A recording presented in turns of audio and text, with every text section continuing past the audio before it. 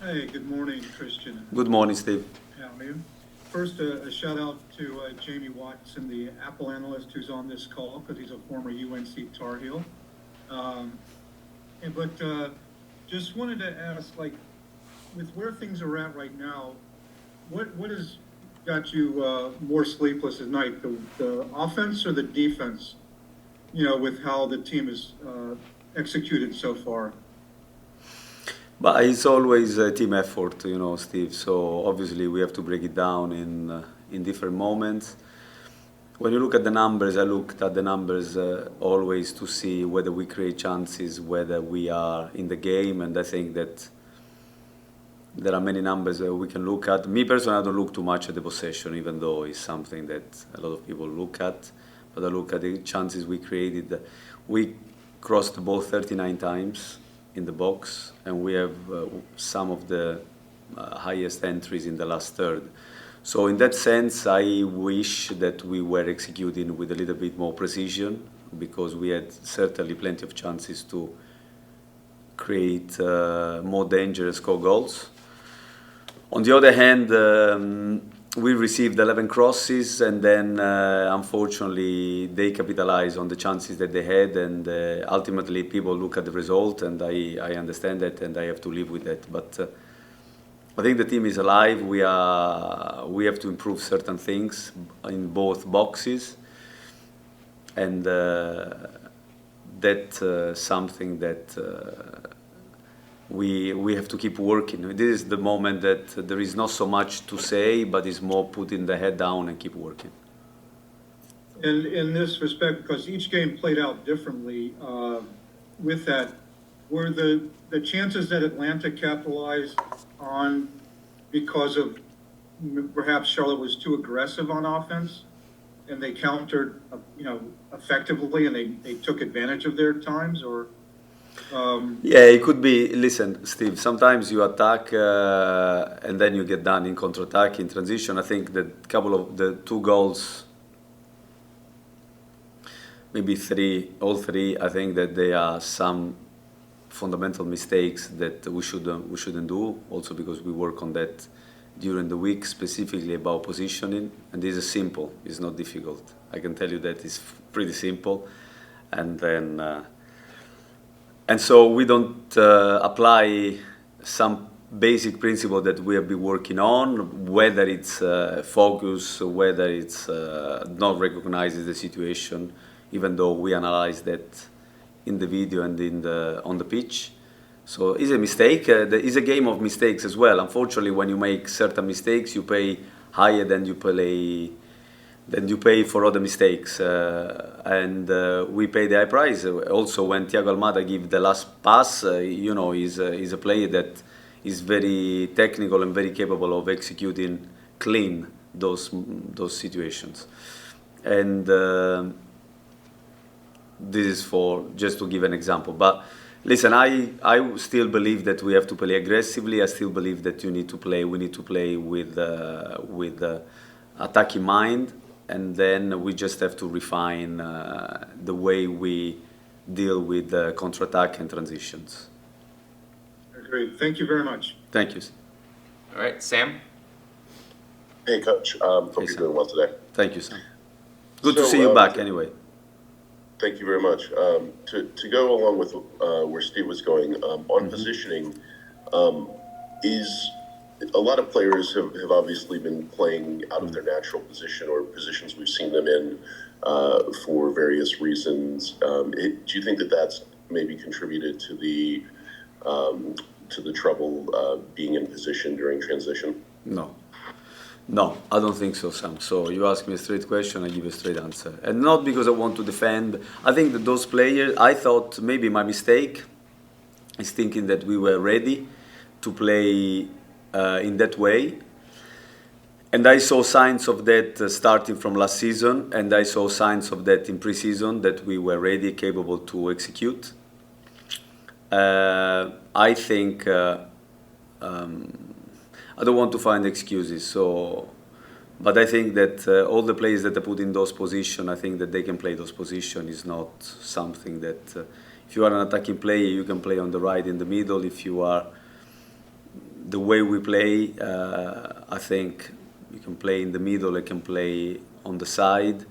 There are certain differences, of course, but I don't think this is the reason. I really don't think so. I think that in certain moments we made mistakes, and both with the ball and without. Without obviously shows because you concede, and with because you don't score the goals that we should score. There are many clips that I can show, and that I show certainly to our boys, that we had many entries in the last third and many entries in the box, and if you don't find the last pass, unfortunately, that doesn't even count as a chance.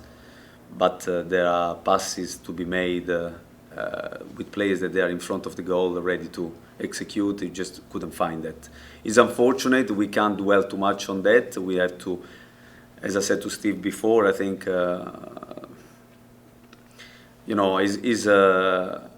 is good to talk to you guys, but it is a moment that there is not so much that I want to say. We just have to put the head down and work, and I can assure you again that the boys, they have been working conscientiously as strong during the week. And we have to be patient. I understand that people are really upset about the result.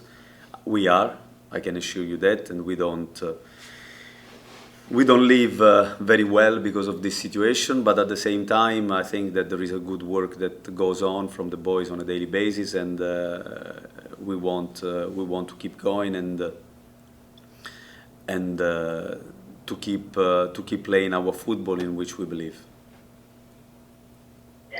And then finally, this week Matt Doyle on MLS.com put out an article saying that the system that you're playing might be too complex for the players, or they might have trouble adapting to the system that you've put together for this year. Do you have any response to that, or can you go into how you think the players are adapting to this system? I don't think it's too complex. I think that our job, me and all the coaching staff, is to simplify everything. If they don't understand, I think obviously ultimately the responsibility is mine. In that I agree, but at the same time I think we create a lot, and we have been done by fundamental mistakes that they are not really complex to understand. And if we didn't create anything, if we never had the ball, if we were lost on the pitch, I would probably agree, but it's not a lot of difference from what we did last year. There are certain things that almost I can see that we have improved, especially in the way we press and the way we are generally more compact when we defend from open play, different from transition, but we created as problem not respecting simple things really, rather than be too complex. But obviously, it's always a question I ask myself. I am used to look at myself in the mirror before pointing to other people, and I've been thinking long and hard on how I need to even simplify more, or to find different tweaking solutions, because we want to keep going. But I think that the boys, when they go out, they play, and from open play, we have not been, generally speaking, suffering any team so far. Thank you, Coach. Good luck in Atlanta, in Orlando. Thank you. We will need that also in Atlanta, Sam. Anyway. Let's go to Mike.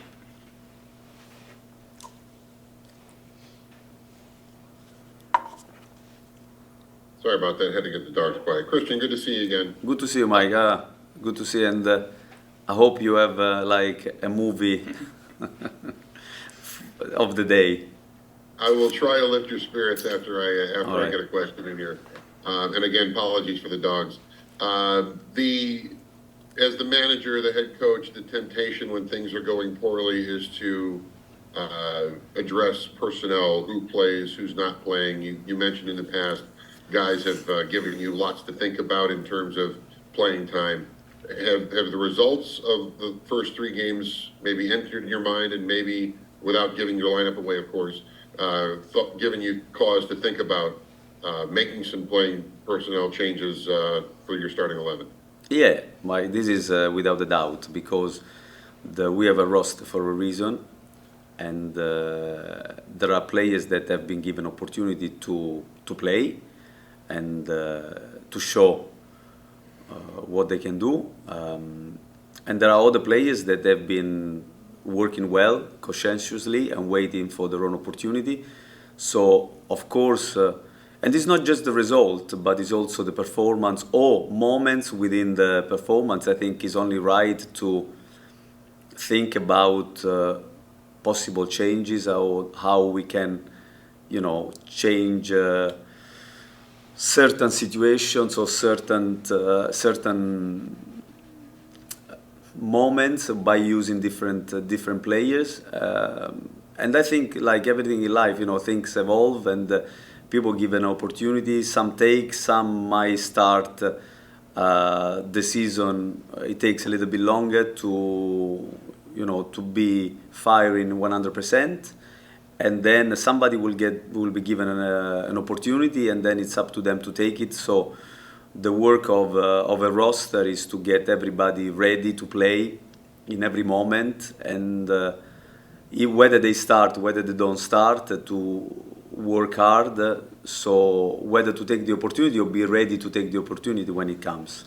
So of course this is a consideration that every coach has to make. But you just kind of addressed the fact that the results don't indicate it.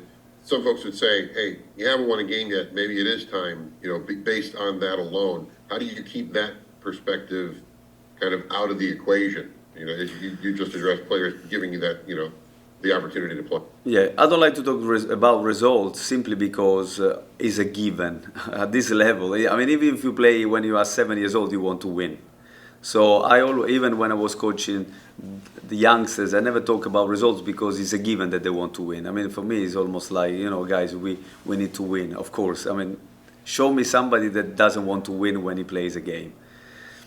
Everybody wants to win, but we need to look also at the performance. What is the path to arrive to win? Unfortunately, I understand the criticism that everybody can make. Well, it means the path is not right. But we need to have belief that the playing style that we want to implement in our football club is the right one, and if we start changing every time that we get a bad result, we will never find our identity. And so, for as much as I understand the frustration which starts from us, and the criticism that I'm under, I need to stay strong and I need to keep working on what we believe, what we've been working on, that we showed last year that it can work and we can play and we can build on that. So far, the result showed the opposite, so I need to live with that, and that's why I repeat for the third time, this is not the time to talk, but just to put the head down and then to keep working by analyzing well what happened in the games. And then my uplifting movie question for you, was Sylvester Stallone believable as a goalkeeper in the movie Victory? Sylvester Stallone is always believable. He's always believable because, if I have to choose a movie that I will watch, if I have to watch the same movie every day, I will watch Rocky over and over, because it's the testament of resilience, and this is for me the biggest quality that the team has to have, and every individual has to have, generally speaking. So, for me, he cannot do wrong, Sylvester Stallone, even as a goalie. Thank you, Chris. Thank you. All right, we'll do the last two here. Let's go Jorge, and then we'll end with Will. Hey, Christian, how are you today? Good, Jorge. You? Good. My question is more in line with, I think last weekend you mentioned that, the players play well during training, but it feels like it's not translating on the pitch. Is that something that you guys continue to talk about, and maybe what are some ways that you're seeing that can finally happen? Listen, I connect to what just we said with Mike. I think it's about resilience, because obviously in training is one thing, and the game is different because you find different opponents with different qualities, and this is something we spoke with the boys, is how much we want to impose our game model. Before we can talk about tactics, before we can talk about technique, before we go into the strategic part of the game, the most fundamental thing is how much we want it, how much we want to impose ourselves on the opposition, and how much we are resilient. So this is, for me, is a big thing. Before we talk about anything else, we need to be resilient, and when the moment of truth comes the game, we have to execute pressing, we need to defend as a team, we need to defend 1v1s, we need to attack in 1v1s, attack the goal, delivering the ball, how much conviction we have. Then after we will talk about technique, then after we will talk about tactics, but this is the most important thing. How much energy, how much belief, how much willingness to win the game we have, how much resilience we show. Nice, awesome. Thank you. Thank you. Thank you. Will can finish with you. Morning, Christian. Hope everything's going well with you. Thank you, Will. In terms of Karol Swiderski on the wing, what are you looking to unlock from him that we haven't seen on the pitch yet from him in that position? Well, if you see football, not just here, but in Europe or wherever, you see that attacking players, and not just attacking players, they play, especially if they try to play a system that wants to create, whether you play outside or you play inside, you see many players that they are not necessarily winger by trade, so to speak, because I don't see winger as wingers, but I see attacking players starting wide. As football is evolving, I think is a lot more fluid the way the game is played. So whether you start wide, they are not. Whoever plays wide, in the case of Karol, is not that I tell him that he must stay wide all the time. He needs to stay wide because he will get an advantage to get more free on the ball. But then when he's on the ball, he's free to come inside, to create chances, to link. And I think he was on the ball quite a lot against Atlanta. He had plenty of opportunity. I don't think personally that position on the pitch limited him. But what is important is that he has conviction to play in that position. In my opinion, he has all the characteristics to play there and inside. But this is a conversation that I have to have, and we had between us in order to unlock his qualities that we know. But like I said before everything else, there is resilience, there is energy, there is willingness to fight with the ball, without the ball, because in the way we want to play, but not just us. You look at every team at the highest level, the first defenders are the strikers and the first attackers are the defenders. So also is to play well with the ball and without the ball. And I think Karol is capable of doing that, and this is my opinion. Coming from the right, because he's left-footed, he can deliver different kind of services, which he did in St. Louis. He did many times also against Atlanta. Unfortunately, we didn't find the right pass, but I thought that first half and second half, he had chances. Also, I moved him in the middle as the game went on. So, listen, it's up how you play the position after. Also, from Carowind Vargas' perspective, he created 5 chances over the first 3 games and played just 72 minutes. What has to happen for him to feature more? Nothing. Carowind is a player that I know really well, and we are working also on the phase without the ball, because it's easy to see when he's good on the ball. He's a player that I like a lot. I think he has intensity and quality that I like. Many times I said that the team that I want here, that we want to implement, the football that we want to implement in Charlotte, requires 2 main qualities, which is intensity and then quality in the position. Carowind has got both. And he's training well, so at some point he will get his opportunity, of course, because he's showing that he deserves to be certainly considered. But I never had anything against him. It's just that we, being a young player, you need to be nurtured and you need to be introduced, to the team for his own sake, if anything else. And lastly, I did want to ask about Orlando. This is a team that's coming off of a midweek match. They've featured different lineups in every game they've played because of having to play midweek. How difficult is that to prepare for, knowing, of course, your results against them last year also? Yeah, we know he's a strong team. They played in Champions League. We saw the game yesterday against Tigres. They played a very strong 11. It's a game that could have gone either way. That tells you the ability that they have, because Tigres, we know, is a strong team in Mexico. And so, we saw different way of playing. They play sometimes with 3 center defenders, sometimes we play the back 4. But the quality of the players they have is such that, again, we have to play with intensity and to make it difficult for them, knowing also how they will have the crowd behind them, and we need to be focused on ourselves, on our game, and to play strong 90 plus minutes against them. Whatever the system they play, we need to be ready. Thank you. Good luck. Thank you.